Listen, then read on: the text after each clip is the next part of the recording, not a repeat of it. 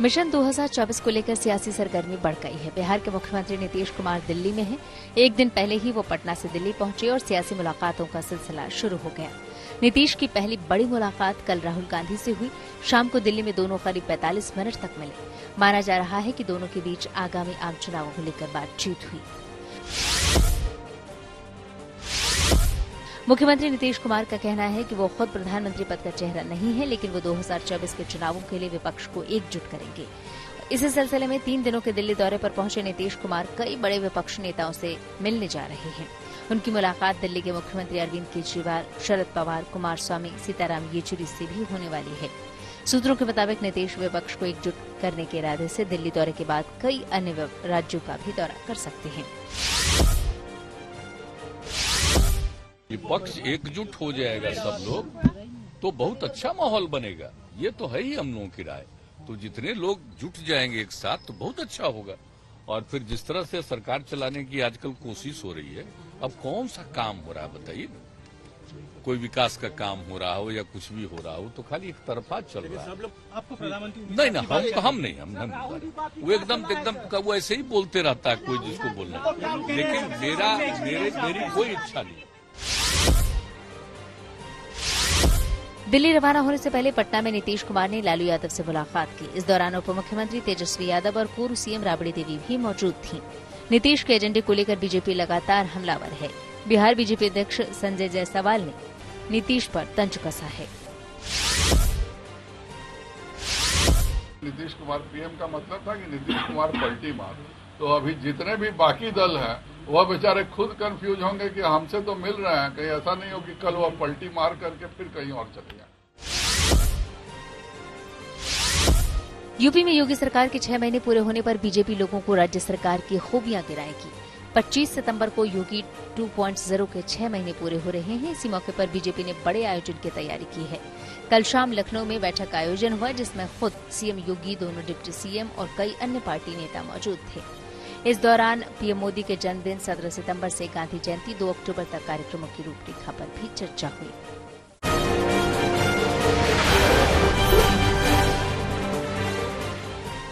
अपने गुजरात दौरे पर राहुल गांधी ने किसानों को लेकर बड़ा ऐलान किया। राहुल गांधी ने वादा किया कि अगर उनकी पार्टी गुजरात में सरकार बनाती है तो वो किसानों का 3 लाख रुपए तक का कर्ज माफ करेगी। इतना ही नहीं, राहुल गांधी ने किसानों को फ्री बिजली, घरेलू कनेक्शन पर 300 यूनिट फ्री बिजली जैसे वादे भी किए। इसके अलावा राहुल ने वादा किया कि गुजरात में 3 लाख स्कूल बनाए जाएंगे और लड़कियों को मुफ्त शिक्षा दी जाएगी। बिजली बिल माफ करेगी और 300 यूनिट बिजली के जनरल कस्टमर्स को देगी। 3000 इंग्लिश मीडियम स्कूल और लड़कियों के लिए मुफ्त में शिक्षा कांग्रेस पार्टी देगी। मुंबई दौरे पर पहुंचे अमित शाह ने पूर्व सीएम उद्धव ठाकरे पर बड़ा हमला बोला। अमित शाह ने कहा कि बीजेपी की तरफ से कभी भी उद्धव ठाकरे को सीएम पद का वादा नहीं किया गया। अमित शाह ने कहा कि हम बंद कमरे में नहीं, सीना ठोक कर राजनीति करने वाले लोग हैं। मुख्यमंत्री पद को लेकर उद्धव ठाकरे ख्याली पुलाव पका रहे थे। दानापुर कोर्ट से अग्रिम जमानत याचिका खारिज होने के बाद बिहार के पूर्व कानून मंत्री कार्तिकेय कुमार फरार हैं। पटना पुलिस लगातार कार्तिकेय कुमार की तलाश में जुटी है, लेकिन उनका कोई पता नहीं लग सका। पटना एसएसपी ने कहा कि कार्तिकेय कुमार की गिरफ्तारी तय करने के लिए सीजीएम कोर्ट से पुलिस 14 सितंबर को गैर जमानती वारंट मांगेगी, क्योंकि उसी दिन इस केस की अगली सुनवाई है। दिल्ली में आरएसएस मुख्यालय की सुरक्षा सीआईएसएफ को सौंपी गई।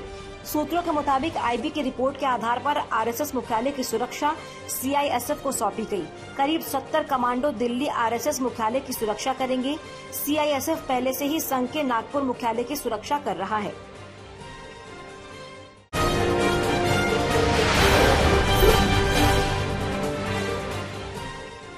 मोदी सरकार ने बड़ा फैसला लेते हुए दिल्ली के राजपथ का नाम बदलने का फैसला किया। अब से राजपथ को कर्तव्य पथ कहा जाएगा। 7 सितंबर को एनडीएमसी की एक अहम बैठक होने वाली है। उस मीटिंग में ही सरकार के इस फैसले पर मुहर लगा दी जाएगी। कहा जा रहा है कि जब से प्रधानमंत्री नरेंद्र मोदी ने लाल किले की प्राचीर से गुलामी की हर चीज से मुक्त होने की बात कही है, तभी से राजपथ के नाम बदलने पर भी मंथन शुरू हो गया। इसी कड़ी में सरकार ने अब कई साल बाद राजपथ को कर्तव्य पथ नाम देने का ऐलान कर दिया। दिल्ली बीजेपी के 8 विधायक आज राष्ट्रपति द्रौपदी मुर्मू से मुलाकात करेंगे। इस दौरान बीजेपी विधायक राष्ट्रपति से मनीष सिसोदिया को केजरीवाल मंत्रिमंडल से बर्खास्त करने की मांग का ज्ञापन सौंपेंगे। दिल्ली विधानसभा में नेता प्रतिपक्ष रामवीर सिंह बिधूड़ी के नेतृत्व में राष्ट्रपति से मुलाकात करेंगे। दिल्ली के डिप्टी सीएम मनीष सिसोदिया ने बीजेपी पर बड़ा आरोप लगाया। मनीष सिसोदिया ने कहा कि सीबीआई अफसर ने आत्महत्या कर ली थी क्योंकि उस अफसर के ऊपर मेरे खिलाफ गलत तरीके से केस बनाने का दबाव डाला जा रहा था ताकि मुझे गिरफ्तार किया जा सके। सिसोदिया ने आरोप लगाया कि उन पर शराब नीति के मामले में जो एफआईआर हुई है उसका लीगल मामला वही देख रहे थे। मनीष सिसोदिया ने दावा किया कि पता चला है कि उनके ऊपर मेरे खिलाफ गलत तरीके से केस बनाने का दबाव डाला जा रहा था। कि अधिकारियों पे इतना दबाव क्यों बनाया जा रहा है कि वो आत्महत्या करने जैसा कदम उठाने पे मजबूर हों। आप अपने राजनीतिक विरोधियों को कुचलने के लिए अपनी ही सरकार के अधिकारियों को और कितना टॉर्चर करोगे। दूसरा सवाल है मेरा कि क्या अब भारत की केंद्र सरकार का काम केवल ऑपरेशन लोटस चलाना रह गया है। जिस तरह से राज्यपालों से उपराज्यपालों से दबाव डाल के उनसे उल्टे सीधे काम कराए जा रहे हैं। आबकारी नीति में घोटाले को लेकर बीजेपी के स्टिंग ऑपरेशन पर मनीष सिसोदिया ने सवाल उठाया। मनीष सिसोदिया ने कहा कि बीजेपी बहुत दिन से कह रही है कि घपला हो गया। कभी कहते हैं कि 1300 करोड़, कभी 8000 करोड़ तो कभी 500 करोड़ रुपए के घोटाले की बात की जाती है। फिर सीबीआई से एफआईआर कराई तो सीबीआई ने ढूंढ कर 2 कंपनी के बीच में हो रही व्हाइट डीलिंग को जबरदस्ती मेरे ऊपर थोपने की कोशिश की। अब जब सीबीआई से क्लीन चिट मिल गई तो बीजेपी स्टिंग ऑपरेशन की बात कह रही है। ये तो मजाक है, ऐसे स्टिंग तो मेरे पास भी है। भारतीय जनता पार्टी काफी दिन से चिल्ला रही है घपला हो गया, घपला हो गया। कभी 1300 करोड़, कभी 8000 करोड़, कभी 500 करोड़, कभी 144 करोड़, कभी 30 करोड़।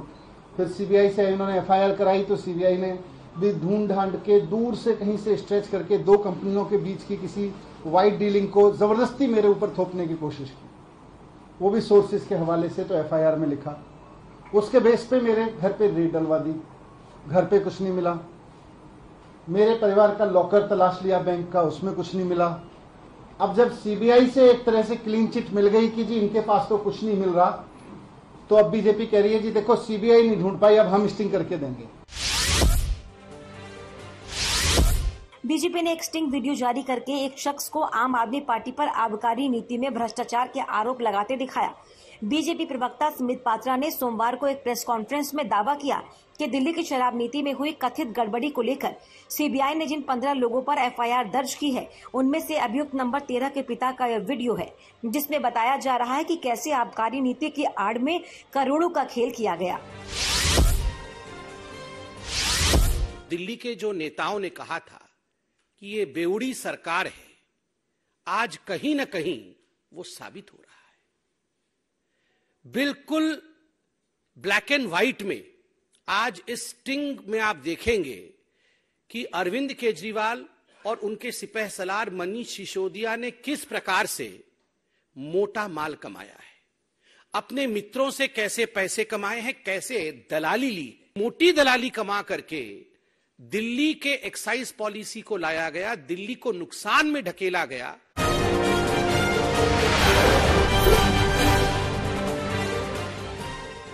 सोनाली फोगाट मौत मामले में गोवा पुलिस हरियाणा के बाद अब यूपी भी पहुंच चुकी है। कल गोवा पुलिस की टीम नोएडा सेक्टर 52 पहुंची, जहां सोनाली के फ्लैट में जांच पड़ताल की गई। गोवा पुलिस एक तरफ जहां सोनाली फोगाट की जमीन जायदाद और बैंक खाते खंगाल रही है, दूसरी ओर उनके परिवार वालों ने दावा किया है कि उनकी महंगी कारों का अता पता नहीं है। सोनाली के पास 4 कारें थी। उनमें से एक कार सुधीर सांगवान के नाम पर भी थी, जबकि 3 अन्य लोगों के नाम पर। पुलिस अब सोनाली के कारों की मिस्ट्री सुलझाने में भी जुट गई है।